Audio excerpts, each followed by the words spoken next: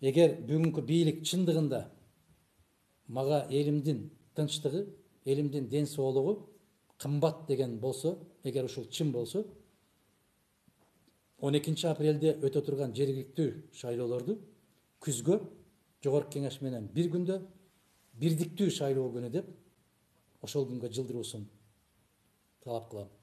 Себеп жараткан Аллах баарыбызды коргойт. Баарыбыз маңдайга жазганды көрөбүз.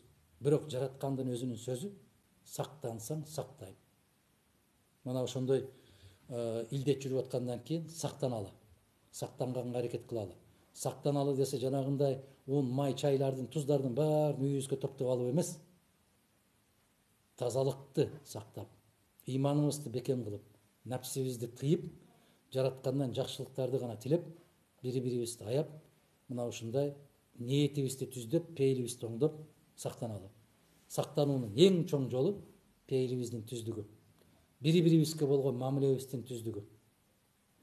Экинчи жагы, мына ушул талаш тартыштардан улам адамдар уудууга түшө турган болсо, бул жакшылыкка алып келбейт. Мен кайрылап, шайлоо башкы милдет эмес, 6 ай кеч өтсө, дүйнө оодарылып кетпейт. Сактансаң сактайм дегендей сактанганды үйрөнөлү. Мына мечиттерде жума намаздарды тыйгандан кийин кантип шайлоону тыя албайт? Же ал жерде максат башкабы? Эгер ниетибиз түз болсо, бийликтегилердин биринчи кезекте ушу маселени чечиш